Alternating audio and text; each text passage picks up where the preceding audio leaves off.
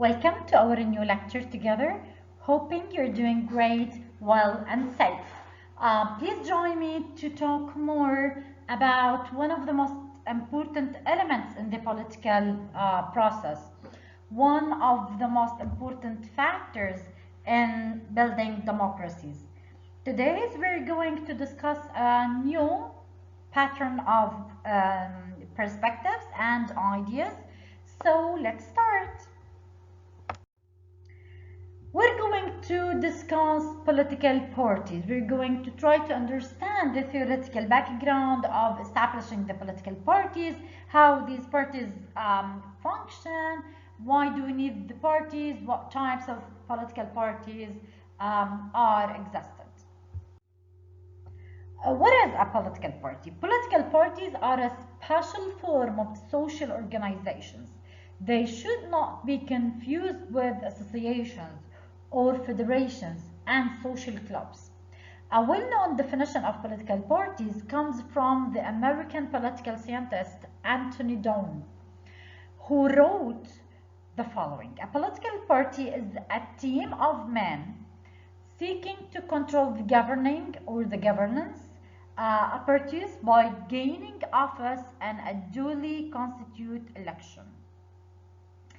The Italian scholar Giovanni Sartoro, who has lectured for a long time at the Columbia University in New York and is internationally one of the most well-known researchers on political parties, defined a political party as any political group identified by an official label that presents at elections and is capable of placing through election candidates for public office. Even if these definitions demonstrate some difference in the understanding of political parties, they all emphasize the participation in elections and the interest to gain public offices and mandates as essential elements that characterize political parties. They must meet certain criteria which can be summarized as the following. So it is again not that much about the definition. We need to concentrate more on the criteria that give the general shape for these forms or for these parties. The criteria to identify political parties could vary from community to another or from political process or political regime to another. But in general, we can summarize or minimize the wide sector of these criteria into the following. Number one, a party strives to influence the formation of political opinion and aims to have a general political impact. The active influence of political opinion making is aimed at a longer period of time as well as a wider region and should not be concentrated on local level or a single issue. This criteria is giving a different identity and function for political science from the perspective of building political parties. So it is not only to influence the inner point of view, it is also raised the function for the political parties to an international regional level where these parties can contribute and function in a very important way. A second criteria could be that a political party is an association of citizens holding individual memberships and shall have a minimum number of members so that the seriousness of its targets and the perspectives or prospects of success remain clear. The most important idea of the number of the affiliated or supporters is to give a weight for these political parties, to make these political parties matter in the political process. without giving certain weight for each political party, this could derive for making these parties as a fake shape of the process. Another aspect in the criteria of political parties is that a party has to demonstrate the will constantly take part in the political representation of the people during elections. It therefore distinguishes itself from unions, non-governmental organizations, and other initiatives that do not want to carry any political responsibilities or privileges for larger sectors, but only try to have selective influence and that don't participate in elections. Like one of the most important criteria that can distinguish between political parties and other federations or unions is the participation in the political life. Is the main aim of these parties to participate in the political process, in shaping the government, in shaping the elections, and representing people in a very clear way, either in the executive authority or in the parliament or in any other aspect of the political life. A new aspect of the criteria could be that political party has to be an independent and permanent organization. It shall not be formed only for one election and then to exit afterwards. So it is not relevant to the existence of the election itself. It is not a campaign. It is a component of the entire political regime. Instead of talking only about the three authorities, nowadays we are talking about new factors, new players in the political process. One of these important players are political parties. We're going to talk about more players and actors like NGOs, for example, like media, like interest groups, etc., etc. But nowadays, and especially for the countries and communities that don't depend on one party for governance, it is very important to see the existence of political parties as a core component of the political structure in general. Another criteria could be that political party must be willing to appear in public. This is a little bit confusing because many of the Islamic parties used to work in a secret way for certain conditions. But in general, political parties should be announced explicit. Their political projects, programs are very explicit, transparent. People can reach them, can see their programs, see their behaviors, their participation, and definitely they are following the element of accountability and transparency. The last point here we're going to talk about is any political party doesn't necessarily need to win a seat in the parliament, for example, but it has to fulfill all other criteria. That's why we said it is not relevant to the structure. It is a parallel actor beside the three authorities. Nowadays, we're not talking about executive, legislative, judiciary authorities. We are talking about an entire new structures of democracies and political regimes where political parties are a new component, whether they are inside the government or outside the government.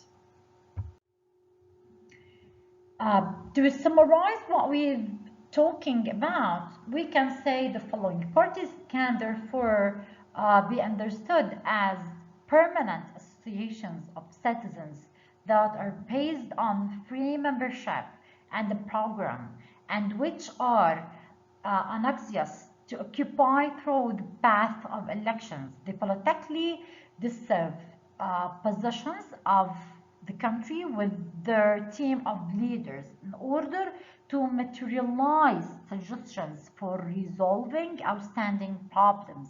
The means of elections implies the competition of at least two parties. In this slide, I need to attract your attention for several conditions. Number one, it is permanent. Number two, it is a form of citizens. A very important point that a political party inside Egypt or inside Palestine should not contain people from outside Palestine, for example, or vice versa. A political party inside Canada must include Canadian citizens, not people from outside. And this is very important because otherwise these political parties will not be political parties, will not be part of the community. They will be derived for outside agendas. Another important element, it is very essential and important for a political party to have a program, to have an agenda, to hold a program, a political program to fix, to solve the problems with the community, whether these problems are political, economic, educational, from the health sector, relevant to the labor market, relevant to gender issues, relevant to women, to youth, to disabilities, etc., etc. It is not enough that you are seeking to be in the political process. You need to be deservable. You need to be suitable for the responsibility. Otherwise, your existence will equal zero. The third important element here is the only way to enter the government by the election. So all other ways beside the election, depending on biasing, depending on interest, blah, blah, blah, this is not a legal way. To be able to enter the government, you need to go through elections, or you might be part of the opposition or opposite parties. In all cases, you should convince with the elections and convince with the results of these elections, and be capable to cooperate with whoever will win these elections. The last one, and the most important one, is that all political parties inside the country must understand that it is the general interest. It is the interest of the community, the interest of the people who they are serving, who they are seeking to serve and protect, not the interest of the political party itself. In spite of each political party has its own aims and goals and interests, but by the end of the day, these individual interests must match with the general national interest with the entire community. Otherwise, these political parties should not exist. Parties not only strive to participate in the formation of political opinion, they also aspire to participate in the representation of the people in parliament. This presumes that parties take part in elections. A party's political contribution, as well as its political weight, is closely tied to elections. The will of the voter is of significant importance for the parties. Typical for parties is their fighting spirit, their readiness for political action and political confrontation, and their aspiration to take over and retain governing power.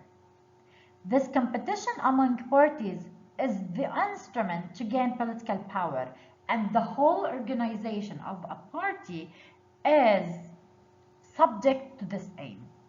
Only those parties that participate successfully in this competition can obtain posts of political representation. This is also the main simulation and stimulation to participate in political activities and makes a party especially interesting once it is a part of a government. As we said before, um, the new component of the democracies is political party.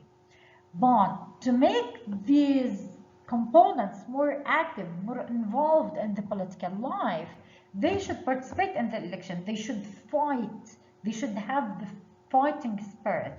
But definitely, this fighting spirit must not affect the main criteria and value of the general interest of the community, must not affect the general value of transparency, respect, tolerance, acceptance. All these values must be taken into consideration whenever we are building any political party in a way.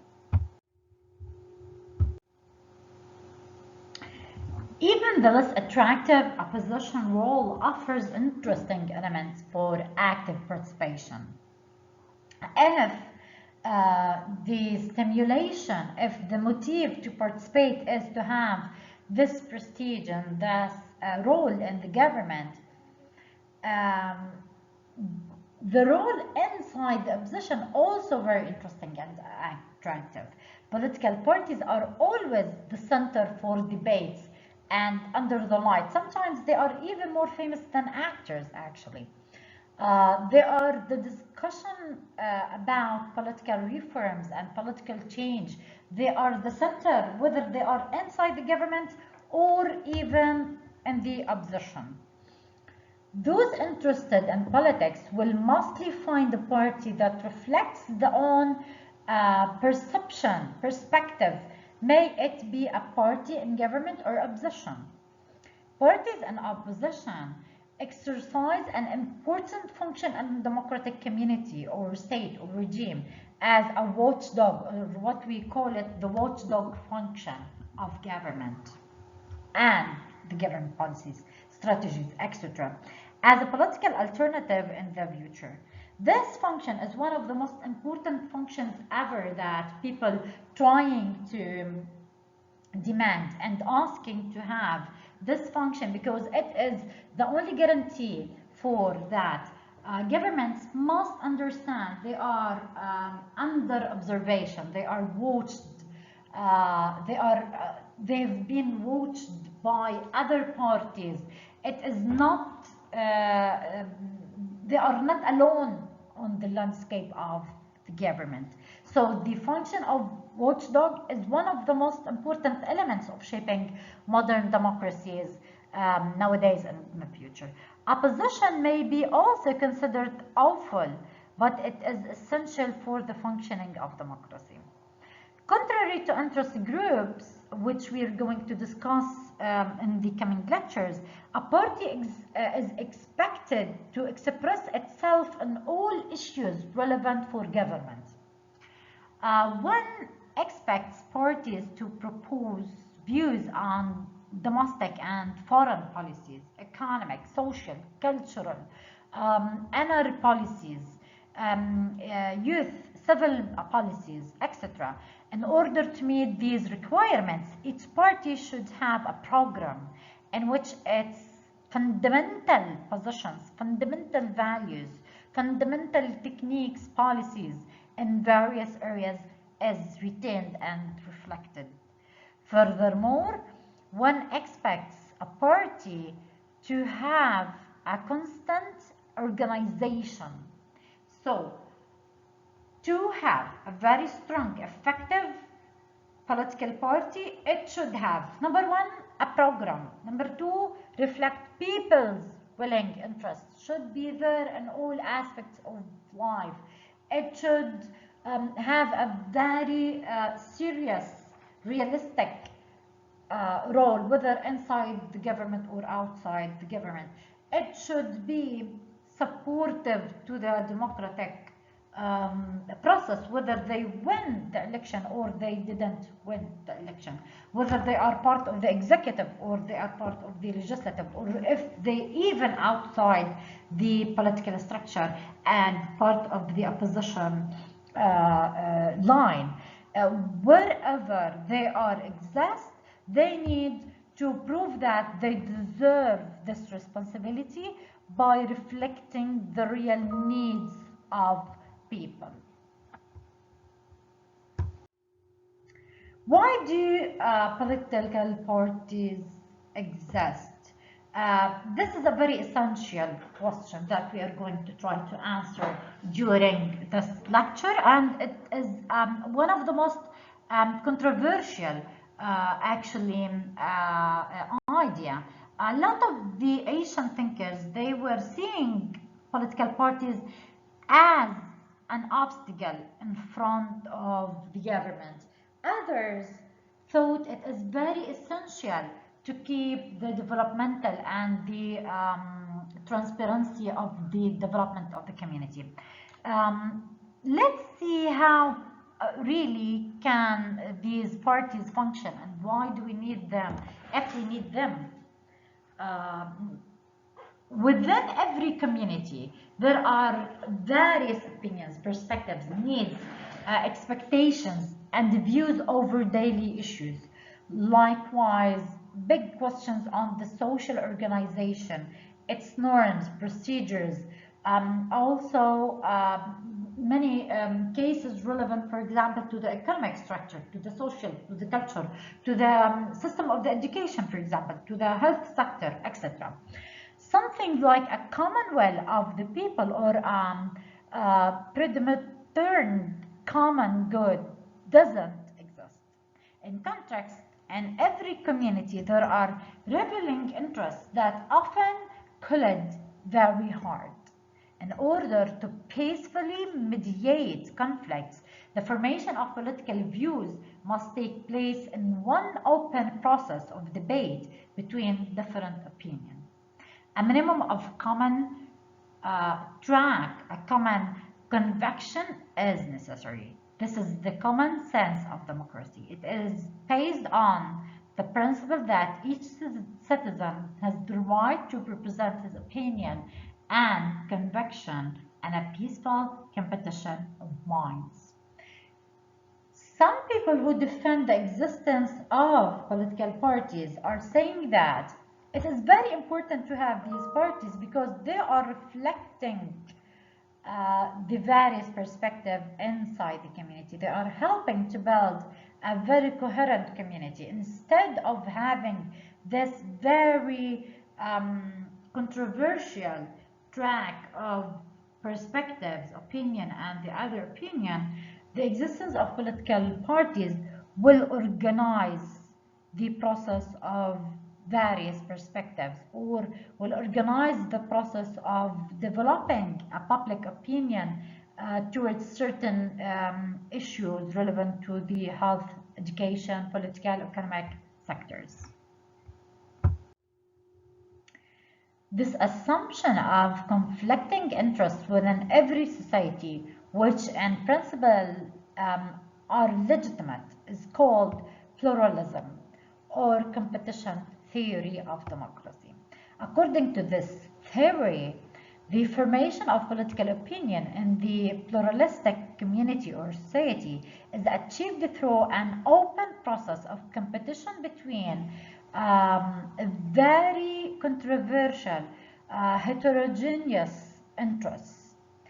Due to the diversity of opinions and social conflicts, there is no perfect solution to problems.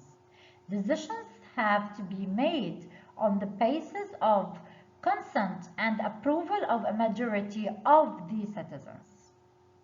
Nevertheless, there may be no tyranny of the majority that offends democratic rules and violates inalienable human rights.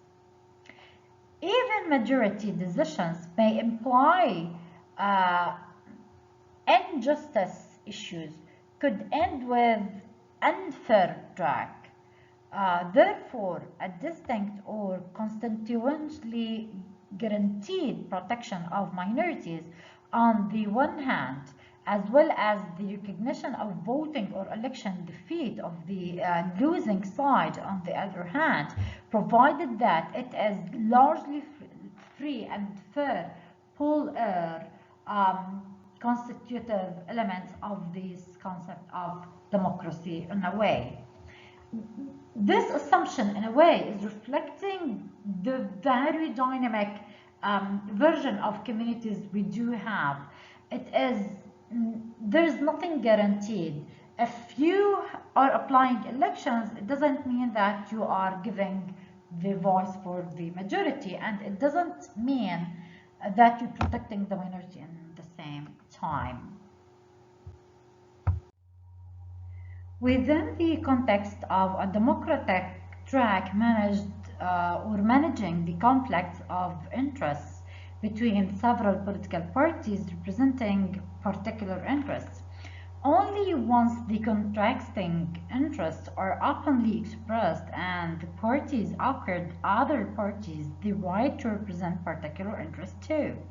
And when the parties agree to the principles of the political game, for example, if they agree in a principled way on the democratic constitution, then it is possible to resolve conflicts in a society and form political compromises in an appropriate manner.